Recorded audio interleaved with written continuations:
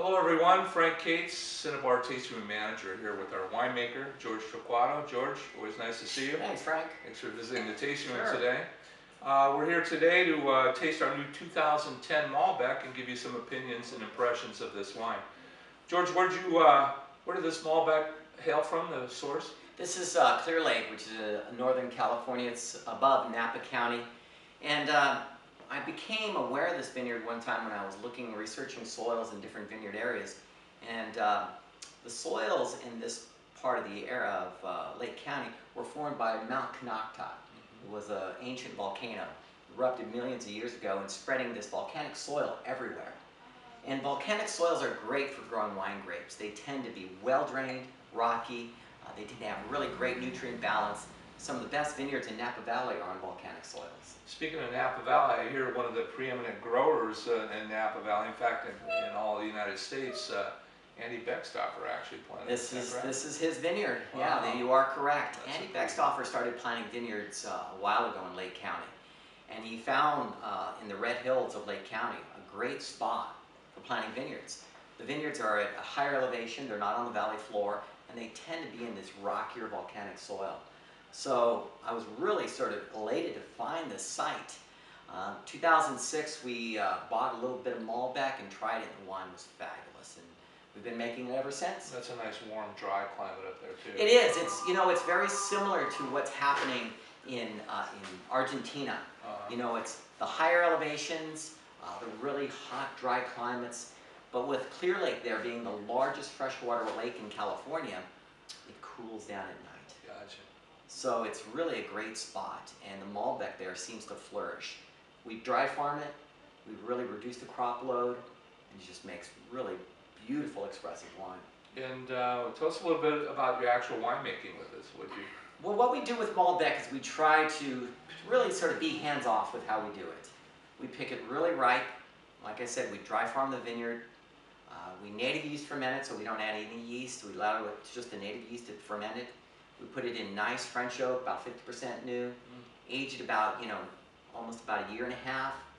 Rack it a couple times, and then we go through and we select the best barrels. Cool. The barrels that are the most expressive, the barrels that have the nice balance.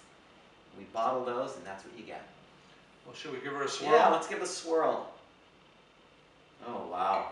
Really expressive in the nose.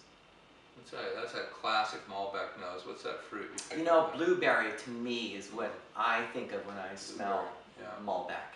And also what I like about this wine is I get a nice floral, kind of a dried flowers. How about you? What else do you get in there? I'm picking up a little, you said dried flowers, I think like lavender. Yeah, some lavender.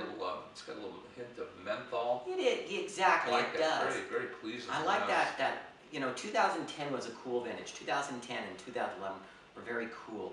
So you do get some of those earthier qualities that I think in small amounts really add to the complexity of the wine. Nice. Well, let's give it a taste. Let's give it a taste, yeah. Wow. Just big, luscious mouthful of wine, huh? Powerful Isn't that red nice? wine. Delicious middle body there. Wow. But what I love about it is that big, juicy mid-mouth. Yeah, exactly. Real juicy. It has nice firm tannins framing it, but it's got this nice core of fruit, this nice long silky finish. Yeah, boy, it does. Nice, nice length to that finish. So again, I get some nice black fruits, some black cherries, some nice spice, a little bit of soy maybe in the mouth. It's got good grip. The tannins are there, but they're kind of those nice, soft, dusty, round tannins, right? Right. Yeah. They are, and they're framed in nice, rich fruit. So the tannins are there, but they're sort of enveloped in this nice package of fruit that really sort of, delivers it in a nice way to the mouth. Yeah, well, I think this is drinking beautifully now, George, but if you were to lay it down, what do you think?